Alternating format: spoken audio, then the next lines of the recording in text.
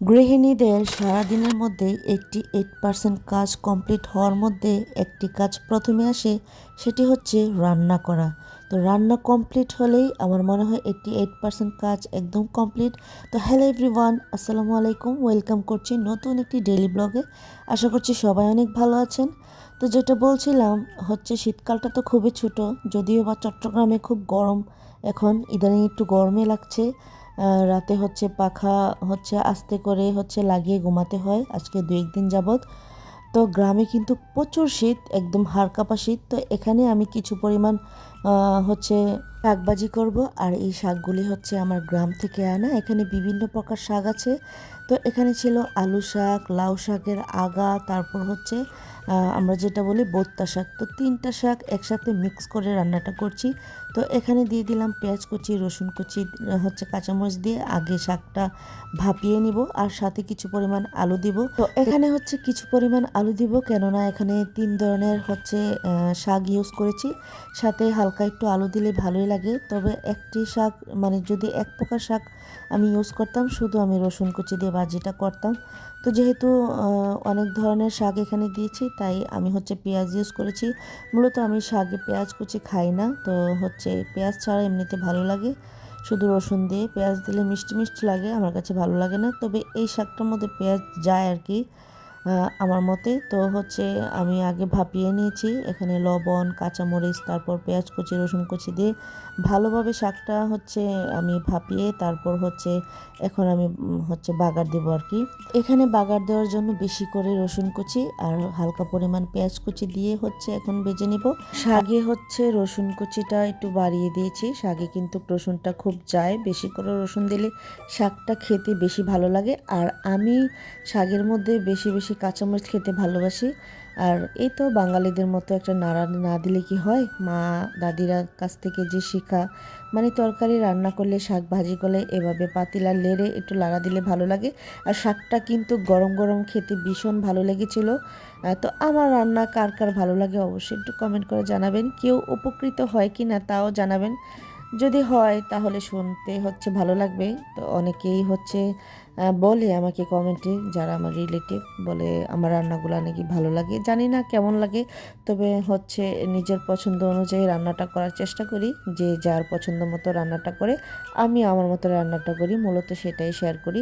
আসলে সবার টেস্ট তো আর এক না, প্রতিটা মানুষের আলাদা আলাদা রুচির পরিবর্তন হয়, সব কিছুই আলাদা।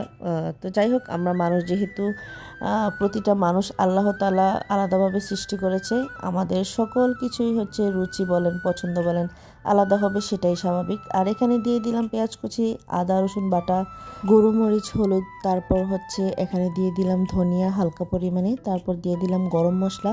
আর এটা কিন্তু গ্রাম থেকে দেশি মুরগি আনা ছিল, আর এখানে একটু গরম মশলাটা দিয়েছি।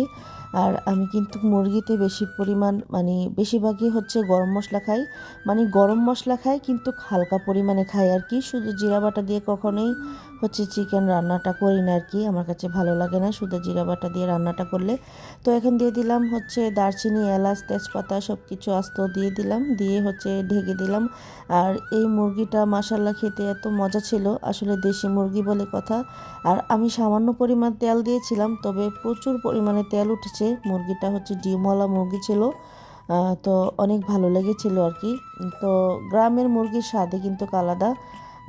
শহরের মুরগি বলেন, গ্রামের মুরগি বলেন, দুইটাই ডিফারেন্ট। গ্রামের মুরগিরা যেরকম মাঠে ঘাটে যেরকম চড়ে বেড়ায়, শরীরে ফ্যাট থাকে, তবে হেলদি ফ্যাট। আর আমরা যারা শহরের মুরগিটা খেয়ে থাকি, এটা হচ্ছে ভুসি আরও বিভিন্ন প্রকার খাবার দিয়ে মুরগিকে হচ্ছে ফার্ম টাইপের হচ্ছে ফার্মের ভিতর রেখে, সেই জন্য আমরা ওই পরিমাণ টেস্টটা পাই না আর কি, বিভিন্ন কৃত্রিম খাবার খায়। আর গ্রামের মুরগি তো হচ্ছে প্রাকৃতিক খাবারটা খায়, সেই জন্য হেলদি হেলদি ফুড বলতে পারেন। তো এই তো আমার দেখতে দেখতে হচ্ছে কষানো হয়ে গিয়েছে। তো দেখতে দেখতে আপনাদের সাথে রান্নাটাও মোটামুটি হয়ে গেল, আর অনেক কথাই বললাম।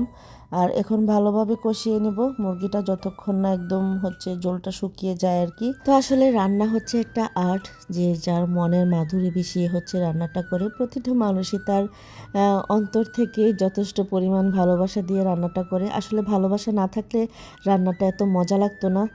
তো আমার ভিডিও কারা কারা দেখেন এবং আমার ভিডিও কার কার কাছে ভালো লাগে আমাকে কিন্তু অবশ্যই কমেন্ট করে জানাবেন, জানালে ভালো লাগবে আর কি।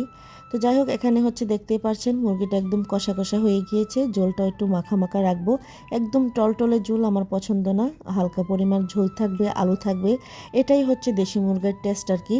তো ভিডিওটি কেমন লাগলো অবশ্যই কমেন্ট করে জানাবেন। আর এই তো আপনাদের সাথে দেখতে দেখতে আমার মুরগি রান্না রেডি। আপনারাও আমার মতো এভাবে রান্না করবেন, অবশ্যই ট্রাই করবেন।